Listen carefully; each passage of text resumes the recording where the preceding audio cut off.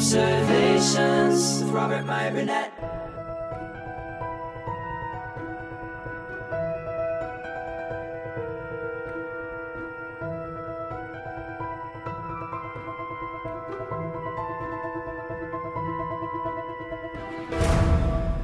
Josh writes in, "Greetings, Rob. I hope this letter finds you well.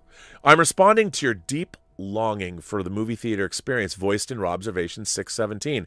As someone who only watches 3 to 5 movies per year, yet watches your show on a regular basis, I feel compelled to share my predictions about the future of cinema, despite my general disinterest in the medium. To clarify, I've enjoyed many movies over the years, Sam Mendes' 1917 being the most recent example. I have it on Blu-ray right over there. And once upon a time was excited by the cinema-going experience. Yet nowadays, I'm much more drawn to podcasts, audiobooks, video games, and YouTube. This shift in me started at the birth of the MCU. Please correct me if I'm wrong here, but with the MCU's success, all the major studios shifted to big tentpole franchises appealing to the lowest common denominator. Well, let me stop you there. I would say you're correct. Your assessment is correct. But I would not say that the MCU appeals to the lowest common denominator. I don't think that's true. I think that by definition, the MCU does requires someone to be an imagination connoisseur. You have to buy into that universe, and they certainly are not aimed at the lowest common denominator. There's a lot of Civil War, Winter Soldier. There's a lot of really compelling ideas in those movies, I think, that appeal to the thoughtful imagination connoisseur. But anyway, let me continue. As a consequence, I found a significant dip in the quality of screenwriting with an over-reliance on CGI. It was at this time other mediums started to gain popularity, and I find infinitely more value and depth in, say, Jordan Peterson's biblical series on YouTube. I've watched some of that, and it's fascinating. Then some shallow 3-hour modern myth formulated by corporate committee. Oh, come on now. You know what? I'm going to put a hex on you. It's coming. All that said, I can't deny that movie theaters are like modern-day cathedrals and create a reverential experience which elevates the enjoyment of whatever's on screen. Since movies are now one of my least favorite forms of entertainment, I need the immersion and elevation of cinema to draw me in. Enter virtual reality. From the first day I strapped on a VR headset, I knew I was gazing into the future. I know, I agree with you. Everything in the virtual world seems so present and real. An alternate universe I didn't want to leave. Oh, but we've seen many cautionary tales about where that leads. Fast forward 2 years and I spend nearly every day in VR. It's now an integral part of my healthy lifestyle, as I can get daily cardio workouts in the comfort of my living room, while winter and COVID keep me indoors. Recently, I've started to get back into movies and TV shows thanks to virtual cinemas. I can watch any streaming platform in a giant IMAX theater or play a 3D movie in true stereoscopic from my local Plex server. You're not incorrect. Right now, for a few $100s, anyone can pick up a VR headset and a pair of quality headphones and reclaim the cinema experience without the traditional drawbacks like expensive concessions, noisy strangers, or having to hire a babysitter. Indeed, one can enjoy an epic cinema experience while their significant other sleeps soundly next to them in bed. I know. In VR, you're not only relegated to an audience of one. Some apps allow you to watch movies and TV shows with family and friends or total strangers. A recent fond memory is spending the evening with a professional drummer in a public theater where he streamed concert videos to the audience and answered our questions about the music business. I feel like traditional cinemas were already on their way out, but the pandemic has accelerated the process. Like vinyl, there will be purists that swear by the experience, but to stay alive, physical theaters will need to offer something virtual theaters can't. D-Box and 40X technologies help, but that's not enough. Throw in the mix of augmented reality where Facebook and Apple are in a race to make AR glasses as ubiquitous as today's smartphones, and within 10 years, physical theaters will have to compete with not only what I described above, but also movies that put you and your home at the center of the action with holographic projection.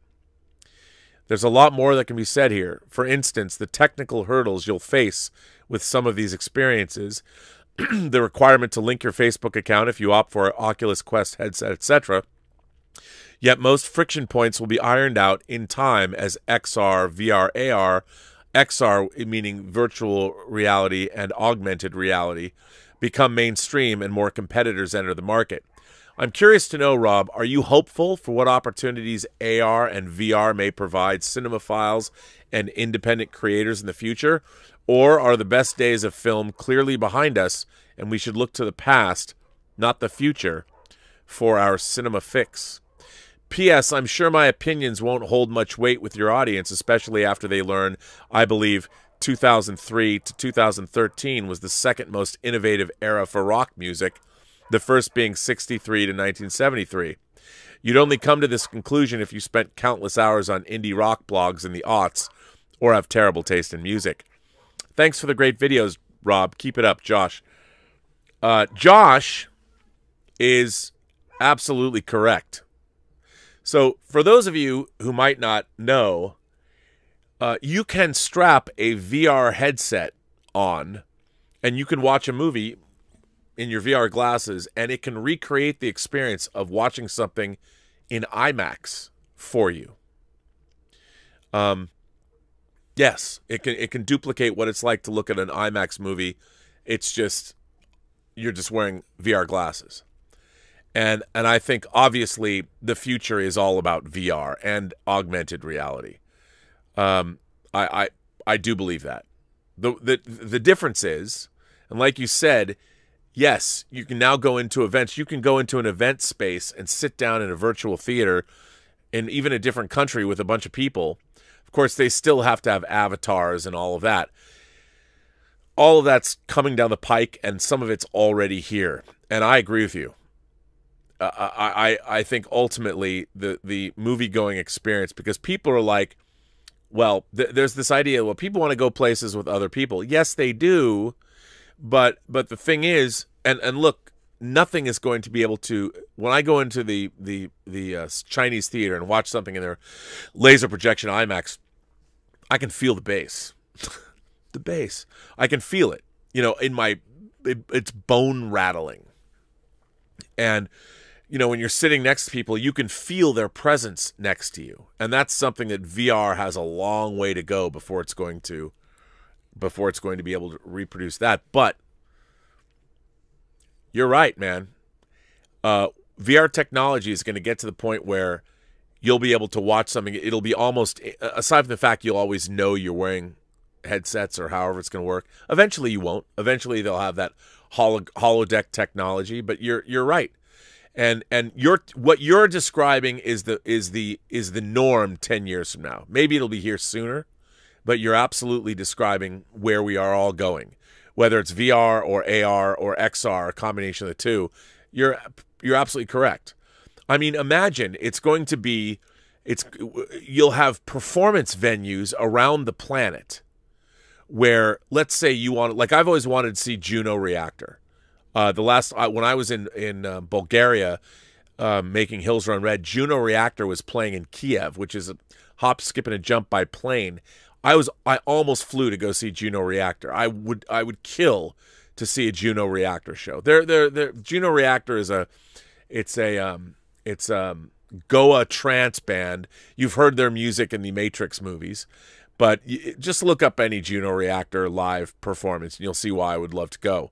Now, you will be through VR. Let's say they're in a studio or they're in a live performance venue that's completely tricked out to provide VR, streaming VR anywhere in the world. You could log in and I could pay my $25 and you could be anywhere on the planet and watch a live Juno Reactor show. As a matter of fact, you could watch any rock band anywhere in the world. You could watch, if you wanted to follow, like my friend Horace Austin. Horace follows The Who around. Well, now you'd be able to follow, imagine being able to follow your favorite band around, and part of their stage show is they would have VR things, and they'd be streaming the entire experience. You could even pick, like Like you could have limitless, you could pick your seats. You literally could sit wherever you want because it's virtual, and they would just make sure that they might have 10 or 20 or 50 people sitting in the same virtual seat, but you'd be able to watch that concert. I mean, there's a lot of technology that has to be worked out, but you could do that. And that's going to be the future.